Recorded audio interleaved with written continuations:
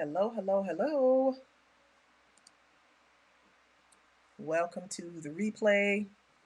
If you are catching this on replay, let me know if the platform allows it by dropping the word replay in the comments. This is going to be a relatively brief conversation, but very necessary. I hope your day is going well. I hope you are having an amazing week so far. We're still here. We're still breathing. We are healthy. That's good. Let's honor that.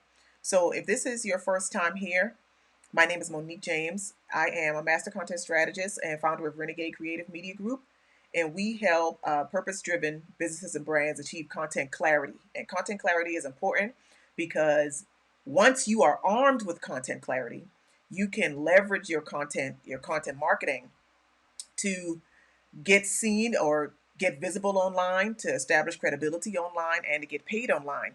And I want to talk today about the difference between working in your business and working on your business. And this conversation was inspired by a live broadcast that I did earlier this week with a business owner in my community that happens to be a photographer. And she was sharing some of the pivots that she made in her business during this time of the pandemic.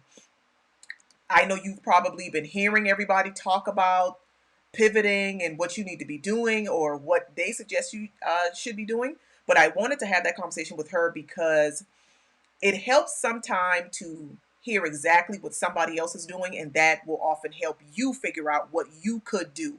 So it was a really good chat on my Facebook page, on my Facebook business page. So if you haven't watched it, I encourage you to head over to check it out. But during the conversation, like I said, Teresa from Angel Storms Photography talked about the shifts and the changes that she made in her business once the pandemic hit. And she said that, she had spent 2019 booked and busy. She was going 100 miles an hour all through 2019, which was good. Really, really busy, booked out, booked out, booked out. And any photographer, any service-based business owner likes to see a full calendar, right? And then the pandemic hit in March and things came to a screeching halt. She said in April she had no clients in April. And a lot of the gigs that she had that had already been booked for the rest of 2020 started to slowly get canceled, and she started to see her calendar, have less and less and less and less engagements on it. And she freaked out, as anybody would, any business owner would. I would be willing to guess that there are some of you watching that are in that space right now where things have slowed down, maybe came to a screeching halt, and you are freaked out. I get it. That's natural. That's normal. Freak out. We have to process, right? And she talked about how after she freaked out, she got to work. And she ran down a few of the things that she has done in these past few months that now have set her up now to be busy again. She's doing brand photo shoots, she's doing headshots, she's doing remote photo shoots, all because she did what I like to classify as worked on the business and during this time of slowdown. In 2019, booked and busy was working in the business, and the the pandemic and the shutdowns and all of those things gave her that time to work on the business. So here's a few of the things that she mentioned that she did, and then I'm going to give you some examples of what the difference is, in my opinion. So one of the things that she did was upgraded her equipment. She said she had been talking about getting a new camera and getting new equipment, and she hadn't done it, and she finally did it. And as a matter of fact, she mentioned that once she did it, she made that investment, she got a paying client right after that, after she upgraded her equipment. She had done a website redesign at the beginning of the year, within the first quarter of 2020, and she just used the time off to refine the website redesign. And then the clients that she was in communication with that were expressing their concerns and their fears about having their photo shoots done, she worked on creating new services based on what they said that they needed, the level of safety that they wanted, you know, the protecting their health and things like that. So she shifted some locations for some photo shoots. She did some socially distant. So she did a couple of different things, and I thought that was so interesting because in particular with the new services, she even talked about doing remote photo shoots. So those were services that she hadn't even considered, wouldn't have considered offering had it not been for this time and having that opportunity to talk to a client about what they wanted. So she took the time that things had slowed down to work on the business. And that's what I want to talk about uh, right now, because I think as most entrepreneurs, most small business owners know how to work in the business. We know how to make the things. If I say I sell this, I know how to, get up every day and make these. I know how to take pictures to post on Instagram. I know how to go to events, or I know how to get in Facebook groups and talk about my business. We know how to do all the things that I call working in the business, right? We know how much money we want to make. So we know how to do those things. We know how to do the social media. We know how to go to network meetings. We know how to chase clients. We know how to do all of those things that are often visible to the public, and they tend to make us feel like we're being productive, right? We know how to do those things that are working in the business. We don't often give ourselves the space to work on the business, because working on the business usually is the stuff that's invisible. People don't see that, but it's the stuff that is so important because it grounds you and it stabilizes your business. So if working in the business is taking pictures of your product to post on Instagram, working on the business is defining your customer acquisition process. So where do they go to buy it? Can they pay automatically? Does it automatically ship? Who ships it? Where does it get shipped from? Like defining all of those things that happen behind the curtain that we oftentimes don't want to do. We don't want to do those things because we just want to do the stuff that's fun, right? I just want to take the picture and post it on Instagram. I don't really want to think about, oh yeah, how will they pay me? And if they live on the other side of the country, how do they get the product? Those are the things that if your business has slowed down in these months, that you have all the opportunity to do and to perfect. You have the time right now to work on your business. Maybe that looks like rebranding. Teresa talked about, like I already mentioned, she redid her website, and then I collaborated with her and she redid her logo. We talked about that. Maybe that's revisiting your core values or defining your core values if you didn't do that previously. Maybe that's refining your client processes and thinking about how to take somebody from being a new prospect to becoming a lead to becoming a customer, and then what happens after they've made the transaction. Maybe that's creating your email sequences and writing those out and setting it up so that they get delivered automatically. Maybe that's implementing new software. This is the time to do it, you all.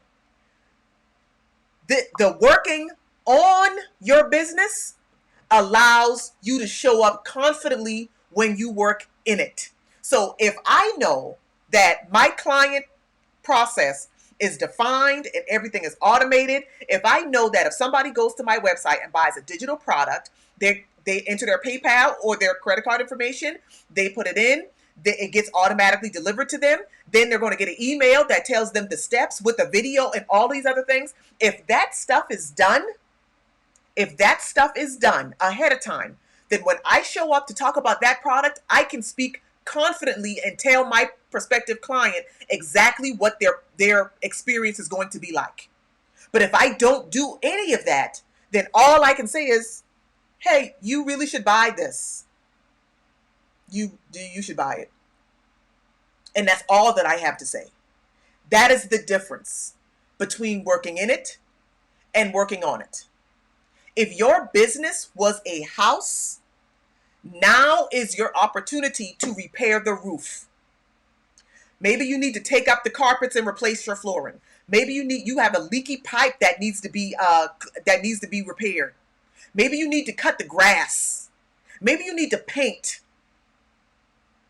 Do not allow this time to go by and you come out of this pandemic with the same broken down house inside, but all you have to say on Instagram is, hey, buy my thing. You haven't improved anything. You haven't upgraded your processes. You haven't leveraged automation. You're not scheduling your social media content. Use this time right now. I am strongly encouraging you to take advantage of the opportunity to elevate, to plan first, and then elevate the experience that you want customers to have with your business. This is the perfect time to do it. If you're not dealing with customers and clients, this is a perfect time to do it. Start planning now for your next level and put the processes. Maybe you need to hire somebody. Maybe you need to go study something and learn about something else that you can implement so that when your customers are back and they're ready to buy again, you will be better prepared to serve them at the next level. That is the difference between working in and working on. Your business needs both. And I think in these online spaces, we tend to get very caught up in the visible stuff, the stuff that to an outsider makes us look like we're doing something, but we really aren't doing anything. I did a live broadcast some years ago, I don't know how long ago it was, that said, what is your doing?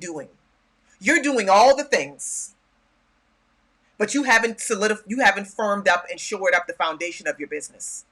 You're doing all the things on Instagram, but people still have to DM you when they want to buy your product. That is the wrong answer.